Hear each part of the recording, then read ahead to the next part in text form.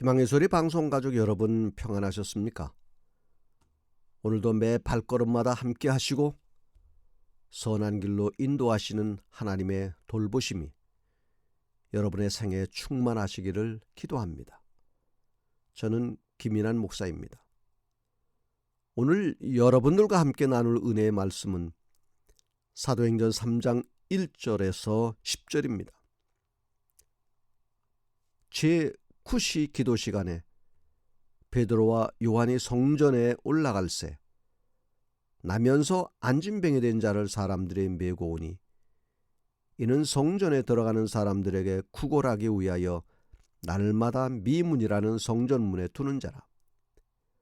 그가 베드로와 요한이 성전에 들어가려 함을 보고 구걸하거늘 베드로가 요한으로 더불어 주목하여 가로되 우리를 보라 하니 그가 저희에게 무엇을 얻을까 하여 바라보거늘 베드로가 가로되 은과 금은 내게 없거니와 내게 있는 것으로 내게 주노니 곧 나사렛 예수 그리스도의 이름으로 걸으라 하고 오른손을 잡아 일으키니 발과 발목이 곧 힘을 얻고 뛰어 서서 걸으며 그들과 함께 성전으로 들어가면서 걷기도 하고 뛰기도 하며 하나님을 찬미하니 모든 백성이 그 걷는 것과 및 하나님을 찬미함을 보고 그 본래 성전 미문에 앉아 구걸하던 사람인 줄 알고 그에 당한 일을 인하여 심히 기이 여기며 놀라니라. 일어나 걸으라 라는 제목으로 말씀을 드리고자 합니다. 여기 나면서부터 고통과 병약의 생애를 살아온 40세 하반신이 마비되어 걷지 못하는 사람이 있습니다. 그가 출생했을 때는 그의 가정에 기쁨뿐 아니라 이웃에게도 기쁨을 주었을 것입니다. 더구나 유대인 여자들은 자식을 낳으면 장차 메시아가 되기를 바라는 것이니까 아마 이 안진뱅이 어머니도 아들을 낳았을 때는 이러한 기원을 가졌을 것입니다. 큰 기대를 걸고 키우는 중에 날이 가고 달이 갔습니다. 그러나 걸을 때가 되었는데도 아이는 걷지를 못하는 것입니다. 의사에게 물어보기도 하고 백방으로 고쳐보려고 애썼지만 허사였습니다. 결국은 영영 걷지 못할 장애라는 것을 알게 되었습니다. 어린아이의 장래는 뻔한 것이었습니다. 정상적인 사람 구실을 못하게 되는 것이고 결국 남의 도움을 받으면서 살아갈 수밖에 없는 신세가 된 것입니다. 그런데 그에겐 놀라운 소식이 전해졌습니다. 예수가 병을 고치는데 못 고치는 병이 없다는 것입니다. 그는 병 고침을 받고자 오랫동안 예수를 보기 원했습니다. 마침내 친구들이 호의로 성전문에 데려다 두게 하였으나 거기에 도착하자 그는 그의 소망의 중심이었던 예수께서 이미 잔인한 죽음을 당하셨다는 사실을 알게 되었습니다. 기대했던 희망의 끈이 끊어지고 실망은 충격적인 것이었습니다. 그는 친구들에 의해 매일 성전문 앞에 자리를 펴고 누워있어 성전을 드나드는 사람들에게 동량을 구걸할 뿐 자신을 위하여는 아무것도 할 수 없는 가련한 구경꾼에 불과했습니다. 사람들로 하여금 동정심을 가지게 하여 그의 궁핍을 모면하고자 하는 것 외에는 그가 할 수 있는 것이 하나도 없었습니다. 어느 날 예수님의 제자 베드로와 요한이 성전을 올라가다가 그의 앞을 지나가게 되었습니다. 그날도 어김없이 그는 지나가는 사람들을 향해 적선해 줄 것을 구걸했습니다. 그가 구할 수 있는 최상의 것이었습니다. 베드로는 가는 발걸음을 멈추고 그의 시선을 피하지 않았습니다. 그리고 말하기를 우리를 보라고 말했습니다. 그는 무엇을 얻을까 하여 베드로를 바라봅니다. 그러나 들리는 음성은 은과 금은 내게 없다는 말뿐이었습니다. 베드로가 자기가 가진 것이 없다고 말하자 그의 얼굴에는 실망의 빛이 가득하였습니다. 동량을 얻으려는 기대는 좌절된 것처럼 보였습니다. 이때 거지로 하여금 말을 하게 했다면, 당신이 아무것도 줄 곳이 없다면 왜 머물러 서 있는 것이요? 나에게 줄 것도 없으면서 왜 보라고 말하였소? 라고 말했을지 모릅니다. 그러나 계속하여 베드로는 내게 있는 것으로 내게 주노니 곧 나사렛 예수 그리스도의 이름으로 걸으라고 말할 때에 그의 얼굴은 희망으로 빛나게 되었습니다. 베드로의 얼굴에는 거지가 마음속에 가지고 있는 모든 의심을 풀어버릴 만한 진실된 모습이 보였습니다. 베드로는 돈 이상의 것을 가지고 있었습니다. 그것을 보자 거지에게는 신뢰심이 생겼습니다. 옳지, 이 사람의 말이 옳구나, 내가 걷게 되었구나 하는 마음이 생겼습니다. 그는 베드로가 내민 손을 붙잡고 일어서려고 했습니다. 그러자 곧 그는 발과 발목뼈에 생기와 힘이 생겼음을 느꼈습니다. 마침내 40년 동안이나 걷지 못하던 그 사람이 걷게 되었으며 그는 성전에서 뛰어다니며 하나님을 찬양하였습니다. 베드로는 그에게 그가 구한 것보다 더 좋은 것을 주었습니다. 그는 돈을 구하였으나 그의 병을 고쳐준 것입니다. 이제 그는 더 이상 거지로 세월을 보내는 것이 아니고 삶을 위하여 일할 수 있었고, 따라서 더 이상 구걸할 필요가 없었습니다. 기독교는 주는 종교입니다. 기독교는 베푸는 종교입니다. 기독교는 손을 내미는 종교입니다. 베드로는 그 안진뱅이에게 마땅히 주어야 할 것을 주었으니 곧 그리스도 이름을 믿는 믿음을 주었고, 그 믿음으로 말미암아 나면서부터의 안진뱅이 된 사람의 병을 고치게 하였습니다. 오늘 본문에서 가르쳐주는 몇 가지의 교훈을 생각해 보고자 합니다. 첫째, 우리를 보라는 것입니다. 이 말은 생애의 고결함을 말해줍니다. 아무나 이런 말을 할 수 없습니다. 베드로와 요한은 사람들에게 우리를 보라고 할 수 있는 고결함이 있었습니다.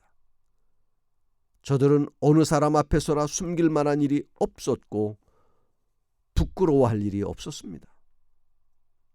이처럼 고결하게 사는 사람은 어떤 사람에게든지 우리를 보라고 말할 수 있으며, 이 말은 개인이나 사회에 큰 감화를 끼칠 수 있는 사람인 것입니다.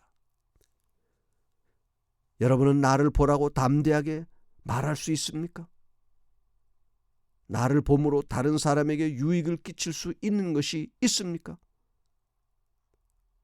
나를 보라고 할 때 진정한 마음으로 쳐다볼 사람이 몇이나 되겠습니까? 나의 말과 행동이 다른 사람에게 얼마나 큰 감화를 끼쳤으며 나의 생활에 있어서 그리스도의 향기를 얼마나 풍겼습니까? 내 삶에 순결함과 깨끗함이 있어야 합니다. 거짓되고 부정직한 삶을 사는 사람은 감히 나를 보라고 말할 수 없는 것입니다. 때묻고 세상적인 삶을 탐하는 사람은 나를 보라는 말을 못하는 것입니다. 나를 보라고 말할 수 있는 사람은 예수 그리스도를 믿음으로 말미암아 거듭남의 경험을 한 새 사람일 때 나를 보라고 말할 수 있는 것입니다. 나에게서 그리스도를 보여줄 수 있어야 합니다. 나를 보라고 담대하게 말할 수 있어야 합니다. 그래야 진정으로 거듭난 그리스도인이라 불려질 수 있는 것입니다. 둘째로, 은과 금은 내게 없거니와 내게 있는 것으로 내게 주노니라는 말씀입니다. 비록 은이나 금은 가지지 못했을지라도 더 좋은 것을 줄 수 있었습니다. 베드로와 요한은 돈 한 푼 없는 거지였습니다. 세상적으로 내놓을 만한 것들이 없었습니다. 그러나 저들에게는 동정심과 긍휼히 여기는 마음이 있었습니다. 긍휼히 여기는 마음이 없으면 돈이 있어도 못 본 채 하고 그냥 지나갑니다. 베드로와 요한은 돈이 없었습니다. 그런데도 그냥 지나가지 않았습니다. 구걸하는 사람 앞에 멈춰 선 것입니다. 주저앉아 구걸하는 사람을 주목하여 바라보았습니다. 긍휼히 여기는 마음으로 바라본 것입니다. 예수님의 사랑이 그들의 마음속에 가득 차 있었습니다. 그를 그냥 지나쳐 갈 수가 없었습니다. 무엇보다도 그리스도의 치유하는 능력을 소유할 수 있었습니다. 믿음이 있었습니다. 그러기에 그 앞에 멈추고 설 수가 있었습니다. 내게는 무엇이 있습니까? 질투, 시기, 증오, 교만, 아니면 그리스도의 사랑, 겸손, 온유, 친절, 동정. 여러분은 이웃에게 무엇을 줄 수 있습니까? 무엇인가를 얻으려고 이리 뛰고 저리 뛰는 이웃에게 무엇을 줄 수 있습니까? 미래가 불투명하여 불안해하고 앞으로 살아갈 것이 걱정인 사람들을 향해 여러분이 줄 수 있는 것이 무엇입니까? 지금을 살아가는 현대인들에게 가장 필요한 것은 예수 그리스도입니다. 예수 그리스도를 줄 수 있어야 합니다. 여러분은 예수 그리스도를 소유하고 있습니까? 혹시 나의 예수가 아니고 다른 사람의 예수는 되지 않습니까? 여러분은 예수 그리스도를 소유해야만 다른 사람에게도 이 예수를 줄 수 있는 것입니다. 세상 사람들은 자기들이 선호하는 것들을 구합니다. 그러나 그런 것들은 진정한 만족을 주지 못합니다. 잠깐 후에는 다시 목말라 합니다. 그들에게 줄 수 있는 것, 영원히 목마르지 않고 진정한 기쁨과 영생을 누릴 수 있는 것, 그것은 예수 그리스도를 통해서만 가능한 것입니다. 이것을 줄 수 있어야 합니다. 셋째, 오른손을 잡아 일으키니라는 말씀입니다. 스스로의 힘으로는 일어날 수 없는 사람들이 우리 주변에 너무나 많이 있습니다. 희망을 잃어버린 사람, 몸과 마음이 아픈 사람, 실망과 좌절감에 사로잡혀 도저히 혼자는 설 수 없는 사람, 누군가의 도움이 여전히 필요한 믿음의 길을 가는 사람, 이런 사람들을 향하여 손을 내밀어야 하는 것입니다. 실물교훈 235페이지, 부드럽고 동정 깊은 사랑으로 낭망하고 의지할 데 없는 자들을 붙잡아 주어야 한다. 그들에게 그대의 용기와 그대의 소망과 그대의 힘을 불어넣어 주라고 기록하고 있습니다. 이런 마음이 예수님의 마음인 것입니다. 이런 그리스도인이 되어야 하는 것입니다. 우리에게도 시시각각으로 내미는 주님의 도움의 손이 있습니다. 그러나 우리는 그 손을 붙들고 일어서려고 하는 것이 아니라 자신의 힘으로 일어서려고 합니다. 일어서다간 쓰러지고 다시 일어서려다 쓰러진 적이 얼마나 많습니까? 허약한 우리입니다. 결코 혼자의 힘으로는 일어설 수 없는 안진뱅이들입니다. 일어서기 위해서는 주님의 손을 붙잡아야 합니다. 주님의 손은 바로 우리를 위해 십자가에 못 박혔던 피 묻은 손입니다. 주님의 손은 우리를 일으키실 수 있습니다.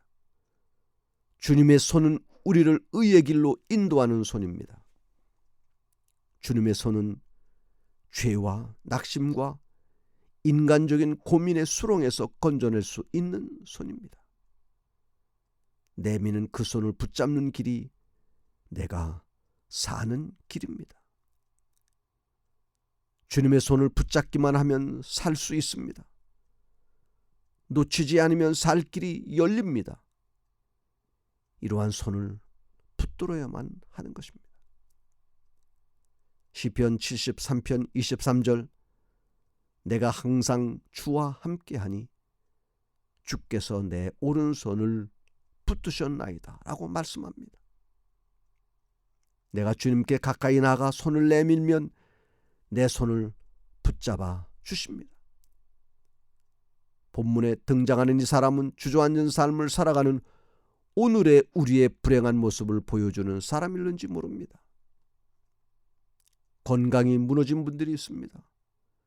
질병으로 고생하는 분, 장애를 가진 분, 사고를 당한 분, 사업에 실패한 분, 몸은 건강한데 마음이 주저앉은 분들도 있습니다. 마음이 장애인 것입니다. 경제적으로 주저앉은 분들도 있습니다. 사람 관계가 무너져 내려 주저앉은 분도 있을 것입니다. 영적인 상태가 하반신 마비신 자도 있습니다. 예배에도 스스로 못 옵니다. 끌려서 간신히 오곤 합니다. 찬양하고 기도할 때면 입술 마비 현상이 옵니다. 설교 시간에는 귀의 마비 현상이 옵니다. 전도하는 일에는 아예 전신 마비 현상이 옵니다. 꼼짝달싹 안 합니다. 날마다 성전문 앞에까지 오고 성전 안에는 들어간 적이 없었던 이 사람처럼 예배 시간에 오긴 했지만 하나님을 진정으로 만나는 예배는 드려본 기억이 별로 없습니다. 문에서 사람에게 구걸만 했지 안에 들어와서 하나님을 예배한 적이 없었던 이 사람처럼 내 필요만 생각했지 하나님의 소원을 위해서 살지 않았습니다. 은과 금은 먼저 구하면서 하나님 나라와 그의 일을 먼저 구하지 않았습니다. 주저앉아 있는 신자의 모습인 것입니다. 주저앉아 있는 교회의 모습입니다.